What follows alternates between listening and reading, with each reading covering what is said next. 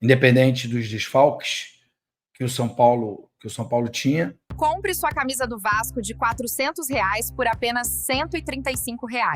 Promoção imperdível para garantir a sua camisa.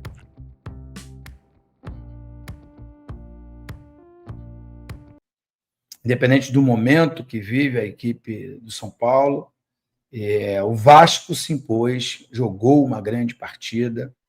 Difícil achar alguém que não teve uma participação expressiva, né, da forma, no lado positivo da coisa. Todos os jogadores cumpriram exatamente aquilo que é determinado pelo técnico, né, em termos de posse de bola, de marcação, de retomada de bola após perda, né, que é você perde a bola no campo de ataque, já pressiona para ali mesmo tomar a bola e sufocar a equipe adversária, e aí valeu mais ainda porque o São Paulo não estava com a organização e nem com seus principais jogadores. E aí, no final, os principais jogadores acabaram sendo presenteados, né? Porque os três atacantes, o Ryan, o Nuno e o Verratti, não exatamente nessa sequência, mas todos eles fizeram gols, e para atacante é super importante fazer gol. O Felipe Coutinho teve, talvez, a sua melhor participação desde o seu retorno, então está dando uma demonstração muito clara de que ele está se adaptando muito bem ao esquema do Fernando Diniz, e o sistema defensivo, que e sempre foi uma grande preocupação, embora os dois laterais são jogadores de altíssimo nível, e quando a equipe está entrosada, organizada, isso aparece ainda mais. Mas o miolo de zaga também se comportou muito bem, apesar do gol do São Paulo ali nos minutos finais. Foi uma vitória que deixou o torcedor vascaíno bem satisfeito com aquilo que viu, mas acaba que é muito pouco ainda, porque o Vasco é só o 13º colocado, está ali a 2 pontos do primeiro time que está na zona de rebaixamento, então é preciso fazer mais. Só que foi quebrado um tabu, né, de 8 anos, desde 2017, que o Vasco não vencia um time de São Paulo em São Paulo. Foi a primeira vitória do Vasco como visitante, então também isso foi de fundamental importância, e 30 dias aí para o Fernando Diniz trabalhar com tranquilidade, para observar o mercado, olhar com calma quem ele vai poder indicar e a diretoria conseguir contratar. O Vasco é o único carioca que não está disputando o Mundial de Clubes, e por isso os rivais e os outros adversários aqui da cidade do Rio de Janeiro até brincaram e sacanearam, né, quando é o jogo do Vasco no Mundial, mas é o único ou último a conquistar uma grande vitória no Campeonato Brasileiro, e nesses 30 dias vai ter um pouco mais de paz, um pouco mais de tranquilidade para trabalhar. Embora os atletas tiveram aí um período, acredito que pequeno, de folga, de recesso, até que merecido, né? Porque com os jogos quarta e domingo, né, o Vasco envolvido em 3 competições, né, Copa do Brasil, Sul-Americana e Campeonato Brasileiro, quase que os atletas não têm folga. Então, aproveitar esse período. Aqueles que não são da cidade do Rio de Janeiro vão às suas cidades, aqueles, né, que não são do país, né, caso dos portugueses, né, na verdade só tem um português, né, que é o Nuno, mas tem argentinos, tem chilenos, e aí cada um pode ir a seu país ou a sua cidade, descansar, rever a família, dar uma desopilada, que é sempre muito, muito, muito importante para o restante da temporada, que não será fácil. Não será fácil porque com essa parada para o Mundial, as 3 competições elas vão se acumular num segundo semestre muito corrido, com muitos jogos, quarto domingo, viagens, né? E isso não dá ao técnico a oportunidade de implementar o seu trabalho, fazer aquilo que a gente quer muito, né? Que o time tenha entrosamento, e esse entrosamento faça com que o clube tenha, que o Vasco tenha partidas como foi a da última quinta-feira, que de fato me impressionou. Acho que foi, para mim, a melhor partida do Vasco no ano. Embora o Vasco tenha conseguido 3-0 também contra o Fortaleza, 3-0 contra o Melgar, né? Esse jogo não foi 3-0, mas poderia ter sido, porque já foi nos acréscimos ali que o Vasco sofreu o gol, então não tinha nenhum risco de um revés ou de uma situação como aconteceu com o Melgar, que o Vasco fez 3-0 também e depois cedeu um empate no jogo de ida lá da Sul-Americana. E o melhor de tudo foi ver o Felipe Coutinho ter a sua melhor atuação com a camisa do Vasco. Eu sempre falei aqui que o Felipe Coutinho é um grande craque, deixou uma memória afetiva muito boa, muito positiva nos torcedores do Vasco, nesses 14 anos que ele ficou fora. Sempre uma grande expectativa no retorno dele, ele pudesse ser um dos pilares desse novo Vasco da Gama. A minha crítica foi só as exigências que ele fez, e acho que nessas exigências eu tenho razão, porque são 2 jogadores que não têm mais a capacidade de entrega técnica, né? E aí está tudo bem. Se você não pode entregar, eu acho que o errado é quem contrata. Então, as exigências foram feitas, o presidente sucumbiu aos desejos, e essa era a minha única crítica. Depois, ele demorou ou não entrou em forma na temporada de 2024. Esse ano ele deu sinais de que poderia melhorar e que poderia ser muito útil, né, com alguns jogos jogando bem, outros jogos nem tanto. Mas essa última impressão, essa última apresentação na quinta-feira lá no Morumbi, eu falei aqui na quarta-feira passada que era um palco que o torcedor do Vasco gosta muito, porque é um lugar que o Vasco, nos seus grandes momentos, venceu bastante, inclusive até conquistou um campeonato brasileiro em cima do São Paulo no Morumbi, com o gol do Sorato em 89. Eu ainda era garoto, né, um jovem, jogava futsal no Vasco, campo no Botafogo, até que depois eu fiquei só no campo do Clube de Regatas Vasco da Gama, morava ali embaixo da concentração, então vibrei bastante com aquela conquista.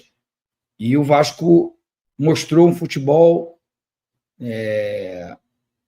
de time que quer lutar na parte de cima da tabela. É claro que não pode parar naquela apresentação, tem que evoluir, mas deixou uma excelente impressão e uma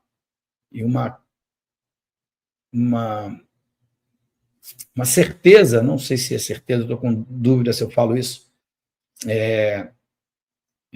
uma certeza de que a gente pode ter um futuro melhor, de que a escolha do Fernando Diniz foi a mais correta, porque nós estamos com os mesmos jogadores que o Carille trabalhava, os mesmos jogadores que o Felipe trabalhou aí durante pelo menos um mês, e a atitude, o resultado, as atuações têm sido bem diferentes. Eu estava lendo no canal do Pedrosa que alguns atletas ganharam mais espaço, outros perderam espaço com a chegada do Fernando Diniz. Isso faz parte do futebol, faz parte da vida, da rotina de um clube de futebol, uns crescerem, outros perderem espaço. Eu sempre sempre falo em todo lugar que vou, mas ultimamente tenho falado só aqui no meu canal, eu falo que tem que ter uma competição interna, você tem que competir internamente, né? Você tem que ter uma disputa sadia entre o Puma Rodrigues e o Paulo Henrique, né? O Paulo Henrique se mostra mais voluntarioso, tem mais vontade, mais disposição, tanto para defender quanto para atacar. Se a gente for discutir a parte técnica, eu acho que o Puma, até por ser da seleção uruguaia e tudo, tem uma qualidade melhor, mas é disperso na marcação, e enfim, e nem sempre nos dá a certeza, a segurança de que aquele lado direito ali está muito bem representado. Do outro lado tem o Lucas Piton, que também é especialista no cruzamento, tem as suas dificuldades na marcação, mas que, com o Fernando Diniz, tem se posicionado melhor e o Vasco não tem sofrido naquele setor. Muita gente me encontra na rua, mesmo sabendo que eu não opino mais em absolutamente nada nesse Vasco de hoje, me pergunta se o Vasco não vai contratar zagueiro, né? Eu acho que o Vasco fez um esforço muito grande para trazer o zagueiro do Atlético Mineiro, salário alto, mas o atleta tem se machucado bastante, não tem conseguido reunir 100% da sua forma física e técnica. Acho que ele poderia ser o equilíbrio dessa zaga, que é muito jovem, né? Eu falo muito aqui, o João Vitor, para mim, tem todas as qualidades de um zagueiro. Ele precisa de uma boa direção, e acho que o Fernando Diniz deve estar pegando no pé dele, porque ele tem melhorado a cada jogo, né? Tem crescido sob o comando do Diniz, porque ele tem todas as vertentes. Ele é rápido, né? Ele é veloz, ele faz bem o desarme, ele tem bom passe, ele sabe sair jogando, só que ele é muito afoito. Em alguns momentos ele quer ser lateral, zagueiro central, quarto zagueiro, lateral esquerdo, tudo ao mesmo tempo. E aí acaba que quando ele erra, acaba chamando muito a atenção. Acho que no dia a dia o Fernando Diniz tem chamado a atenção do João Vitor, ele tem ficado mais posicionado, cuidando mais do setor dele. Nesse último jogo foi o Lucas, vinha jogando o Luiz Guilherme, né? E nesse jogo foi o Lucas. Também teve uma boa participação no jogo, e acho que isso tem muito a ver com o Diniz. Aí ali na frente da zaga ele bota um volante, um outro volante de melhor articulação, que consegue levar a bola lá nos meias e no atacante. O Ryan com um pouco mais de liberdade, tanto que ele faz a jogada, né? Ele é muito oportunista no gol do Nuno, depois ele faz o seu próprio gol indo por dentro. Um jogador que está crescendo bastante, que provavelmente deve chamar a atenção aí de alguns clubes da Europa nessa janela de meio de ano. Então, eu fiquei com uma impressão muito boa, né? O Nuno tem sido o destaque dessa última janela, em que o Vasco trouxe o Garré e o Lloyd Augusto.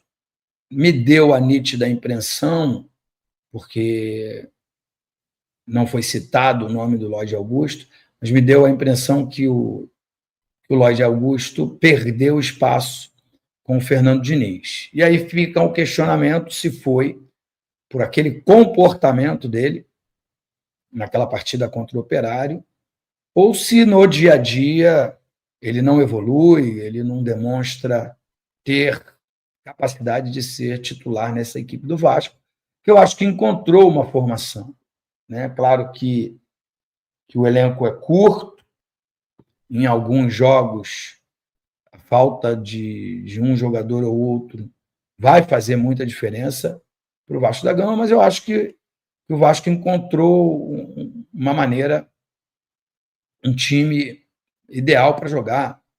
Amanhã, eventualmente, pode sair o Tietê, entrar o Jair, entrar o Paulinho, entrar o próprio Cocão, para ter mais poder de marcação. Pode sair o Lucas Oliveira, entrar o Luiz Guilherme. Enfim, eu espero que o Leandrinho volte, né, nessa metade do ano aí. Eu espero que o clube lá não exerça o poder de compra. Eu acho que ele é um jogador com muito futuro e acho que o Lucas Piton precisa de uma sombra, de um jogador que incomode ele ali na titularidade, e acho que com o poder técnico e físico que tem o Leandrinho, na mão do Fernando Diniz, indo por dentro, sendo o homem surpresa, ele pode ser um dos jogadores aí que possam surpreender e virar titular, porque o Vasco está com muita dificuldade financeira em função da dívida que tem. Né? Claro, o Vasco hoje é um clube que, se não tivesse a dívida, seria um clube rico. Poderia competir aí de igual para igual com os times que faturam 1 bilhão, 1 bilhão e 200. O Vasco não fatura isso.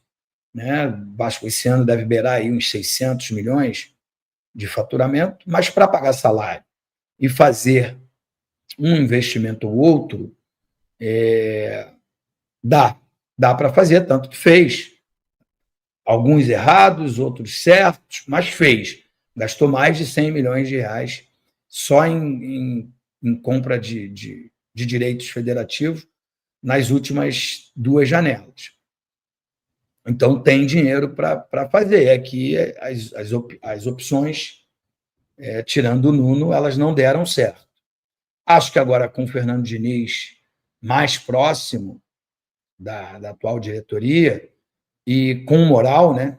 Porque o Carille não tinha moral nenhuma, o Rafael Paiva não tinha moral nenhuma para indicar, e eu não estou desmerecendo, não estou diminuindo esses profissionais, mas foram técnicos que assumiram o Vasco já sendo despedido, porque não tinha o nome, né, a altura de um Vasco da Gama, e tinha a cobrança. Tinha uma cobrança muito grande em cima desses técnicos. O Felipe, na primeira passagem lá, o ano passado, foi bem. Nessa segunda passagem agora foi muito mal, né, não só em termos de resultado, mas em falas, em entrevistas que não condizem com a postura de um técnico, de um gigante como o Vasco da Gama. Então ficou ali. Agora, com a chegada do Fernando Diniz, não, tem um cara que se impõe, se manifesta, indica, e acho que se o Vasco puder, né, ir ao mercado aí nesse meio de ano, o Vasco será mais assertivo. Mas eu acredito que a fórmula para que o Vasco saia dessa situação incômoda, né, que enquanto a RJ ela não for efetivada, o Vasco ainda tem uma dívida muito grande, que assombra a diretoria atual. Então, o mais correto seria que o Vasco tivesse aí 3 jogadores oriundos da categoria de base que pudessem trazer uma receita extra ao término de cada ano, né, para que fosse devagarzinho abatendo nessa dívida. Não é assim que pensa a atual diretoria, embora o Rayan, com o Fernando Diniz, conquistou a titularidade, porque depois da passagem pela seleção sub-20 no início do ano, quando ele fez gol e foi protagonista, ele voltou e conseguiu ter espaço. E ele tem escutado bastante o Fernando Diniz, tem mudado a postura, ajudando bastante na marcação, ajudando na armação da equipe e sendo decisivo, marcando gols ou servindo os seus companheiros. Fala aí, pessoal, beleza? Começando mais um vídeo aqui em nosso canal. Olha só, vamos falar um pouquinho do Mundial. O Vasco não tá no Mundial, mas a gente prova, né, que o futebol de Portugal não é lá essas coisas, né? A gente teve o Porto e segurou a bola para segurar o empate contra o Palmeiras. Hoje a gente tá tendo aqui o Boca Juniors batendo o Benfica por enquanto, né? Porque Ângelo Di Maria de pênalti marcou aqui e eles estão com um a menos. Só que futebol argentino, né, cara? Eles vão segurar esse jogo aqui na marra, né? A gente tem outros jogos também aqui, como o jogo do Botafogo, que parece que ganhou 11 milhões. 11 milhões só por ter jogado aqui essa partida e ter ganho. 11 milhões de reais. Eu não sei se esse valor realmente bate.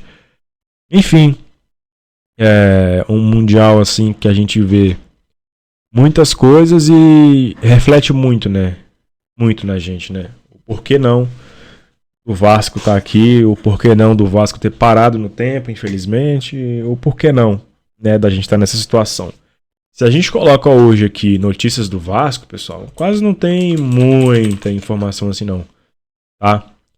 Tem aqui vídeo de Copa do Mundo, esperança, aposta, enfim.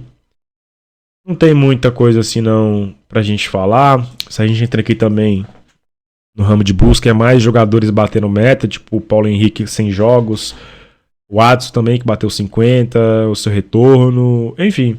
É o Gabriel Peck que vem batendo as metas. O Vasco que tem um jogo importante contra o Independente Del Valle, que dia 12 enfrenta o Botafogo. E é basicamente isso o dia a dia do Vasco, né? A gente vai tentando trazer notícias e informar vocês na medida do possível. A gente consegue.